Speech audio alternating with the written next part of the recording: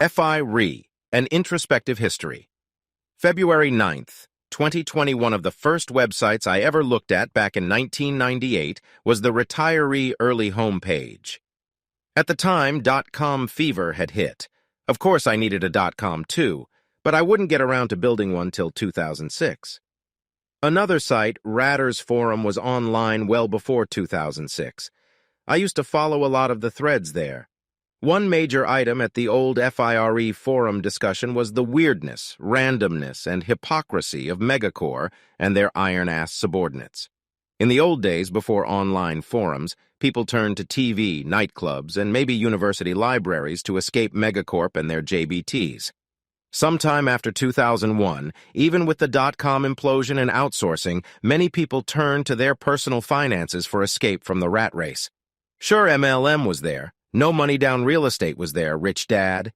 And as Neil Strauss documented in the book Emergency, there were people preparing for civil disorder and looking into second passports and foreign, offshore residences. I first heard the acronym FIRE at Ratter's Forum in 2005. After 2006, when I launched Independent Wealth, now MMU, Tim Ferriss published the widely read 4-Hour Workweek, where mobility, practical outsourcing, geographic arbitrage, creative abandonment, and removing oneself as a bottleneck spread through practically every pro and hobby blogger and online marketer. Ferriss introduced practical psychology and philosophy to a broad niche that tended to like numbers and self-discipline, but that also embraced minimalism. Ferriss, the Kiyosakis, Dave Ramsey, Stephen Catlin, Frank Kern, Jim Cramer, and several others were the meat of the early FIRE movement.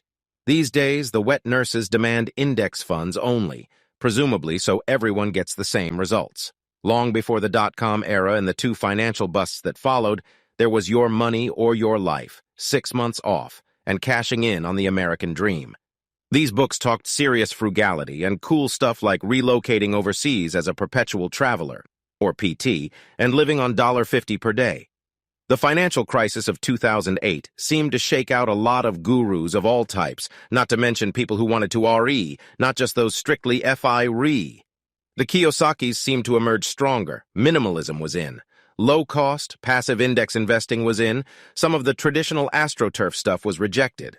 MMU's money-saving ideas page had thousands of hits per day. The reminders of the crash were still there and are still there, although the hall monitors didn't like it. FIRE was in. Around 2014 to 15, the manosphere and the alt-right pointed out trade school and STEM majors were better than MBAs, social sciences, women's studies, and good-sounding specialized degrees that are not in demand. My favorite statement from these guys is, "Does your boss ever say, 'I need to hire a guy with a degree in X'? If not, study STEM." Like the loosely organized manosphere, the FIRE movement has irrational haters and Machiavellians who want to AstroTurf either or both and be their hall monitor or wet nurse for a big fee.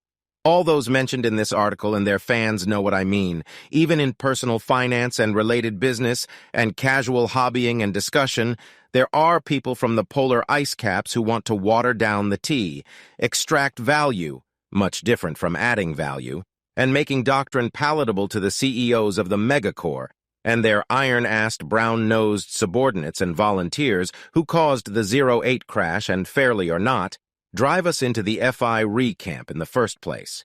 For real, FIRE proponents openly supporting candidates who want wealth confiscation?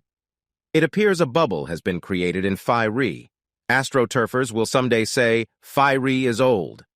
Just like the soulless Machiavellian AstroTurfers of my youth used to say when they wanted to quash or demean old and usher in new socialism, occultism, and other obvious tired scams.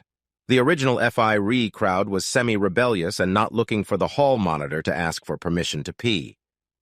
XSCash.net and MMU have no official relationship with any speakers or personalities mentioned in this article.